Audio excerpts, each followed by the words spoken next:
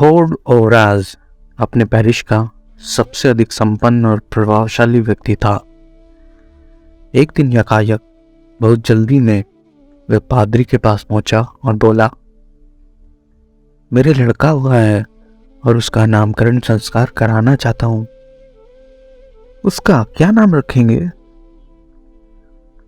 अपने पिता के नाम पर फिन। और गवाह कौन होंगे? थॉर्ड ने अपने पैरिश के कुछ प्रसिद्धतम सज्जनों और महिलाओं के नाम गिना दिए। अच्छा, और कुछ? पादरी ने सर ऊपर उठाकर पूछा। थॉर्ड कुछ देर हिचकिचाने के बाद बोला, मैं चाहता हूं कि गिरजे में लाकर उसका नाम रखने की रस्म अदा की जाए, यानी इसी हफ्ते किसी दिन। हाँ, अगले शनिचर 12 बजे दोपहर को।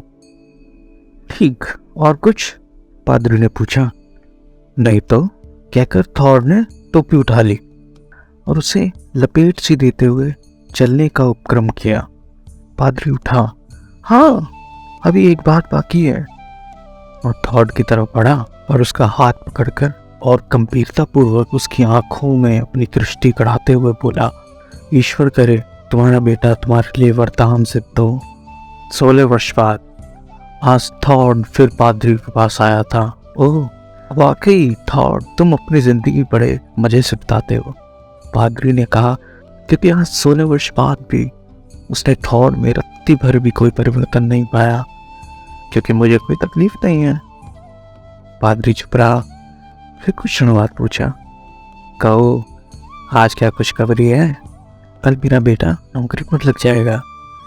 बड़ा होनहार बेटा है और मैं पादरी तब तक कोई दक्षिणा नहीं देना चाहता जब तक मुझे ये मालूम न हो जाए कि गिरजे में बेटे को कौन सा स्थान मिलेगा। उसे सबसे अगली जगह मिलेगी। अच्छा, तो फिर ठीक है, लीजिए लो $10। और कुछ मेरी ओर से सेवा? पादरी ने $1 लेकर थॉर्ड की तरफ टकटकी लगाकर पूछा।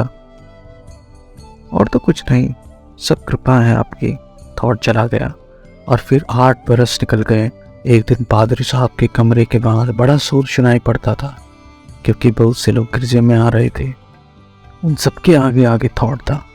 पादरी के कमरे में सबसे पहले थॉर्ड घुसा। पादरी ने नजर ऊपर उठाई और पहचान लिया। आज तो तुम बड़े ठाट के साथ आए थॉर्ड, कहो क्या मामला है?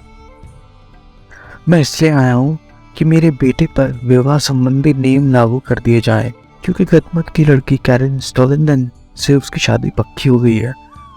गतमत? गतमत ये रहे। उसने अपने पास ही खड़े हुए एक सज्जन की ओर इशारा करके कहा, हो, तब तो वो इस पैरिस की सबसे धनी लड़की है। सुनता तो हूँ, थॉर्ड ने हाथ से सिर के बाल ऊपर करते हुए कहा। कुछ देर तक पादरी चुप बैठा रहा, जैसे गहरे विचार में तल्लीन हो। फिर अपने रजिस्टर में बिना कुछ बोले उन लोगों के नाम लिख दिए। दस्तखत करने के बाद थॉर्ड ने $3 मेज पर रख दिए। मैं सिर्फ एक ही लेना चाहता हूँ, पादरी ने कहा। सो तो ठीक है, पर तो मेरा बेटा इकलौता है, बिल्कुल इकलौता, इसलिए मैं उसकी शादी भी जरा शान के साथ करना चाहता हूँ। और तब पादरी ने वे $3 स्वीकार कर लिए। थॉर्ड, आज तुम तीसरी बार अपने बेटे की वजह से आए हो, लेकिन अब तो मैं उससे निपट गया हूँ, थॉर्ड ने कहा, और उसके साथी भी पीछे पीछे चले गए। एक पखवाड़े के बाद दिन बहुत अच्छा लग रहा था। नाव में बाप बेटे झील पार कर रहे थे। वे स्टोलिंदन को ब्याने जो जा रहे थे। अरे, ये जगह तो खतरनाक है। फिन से अपनी सीट को सीधा करने के लिए उस पर से उठते हुए थॉर्ड ने कहा। जिस तख्ते पर फिन खड़ा हुआ था वह उसी क्षण उसके पैरों के तले से खिसक गया। उसने हाथ फेंके, चिल्लाया और पानी में जा गिरा। थॉर्ड चीखा, ले, ये पतवार पकड़ ले। और फौरन खड़े होकर उसने पतवार फिन की ओर फेंकी, किंतु फिन के हाथ में पतवार नहीं आई। उसने बहुतेरी कोशिश की। वो थककर अकड़ने भी लगा। अच्छा, जरा ठहरो, घबराओ नहीं, थॉर्ड ने आश्वासन दिलाया और नाव को उसकी तरफ खींचने लगा।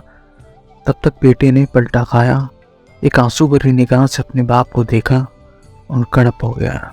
नाव को एक ही जगह रोके हुए वो उस जगह को कूदता रहा जहाँ फिन अभी डूबा था, जैसे इंतजार कर रहा हो कि अभी वो ऊपर आ जाएगा।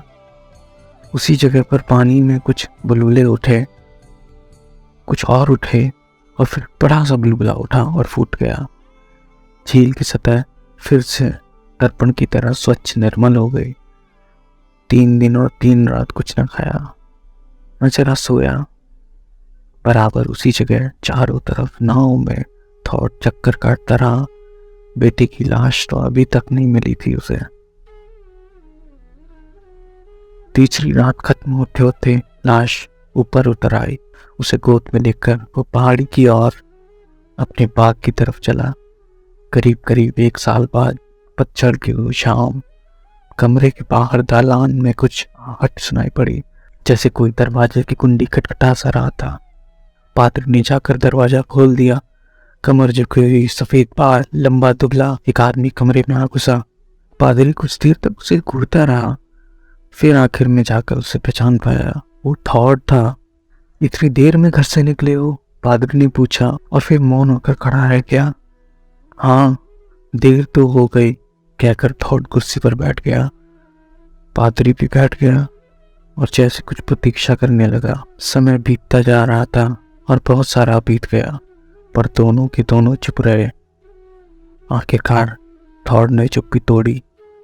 मैं करीबों को कुछ देना चाहता हूँ, जिससे कि मेरे बेटे के नाम चलता रहे। ये कहकर वो उठा और कुछ डॉलर मेज पर रख दिए और फिर बैठ गया। पादरी ने डॉलर गिने। ये तो बहुत अधिक धन है, पादरी बोला। ये मेरे बाग की आधी कीमत है, आज ही मैंने बेचे हैं। फिर बहुत देर तक मौन बैठे रहने के बाद पादरी ने बड़ी विनम्रता पूर्वक कहा, तो फिर अब क्या करने का इरादा है? कुछ भलाई का काम। थोड़ी देर तक दोनों चुप रहे। थॉट की आंखें जमीन की तरफ झुकी हुई थी और पादरी की आंखें थॉट की तरफ। फिर शांत और धीमे स्वर में पादरी ने कहा, मैं सोचता हूँ कि अब वास्तव में तुम्हारा बेटा तुम्हारे लिए वरदान बन गया है। हाँ, मैंने भी यही सोचा। थॉट ने झुकी हुई पलकें उठाकर कहा और 2 बड़े बड़े आंसू सूखे झुर्रीदार गालों पर बह चले।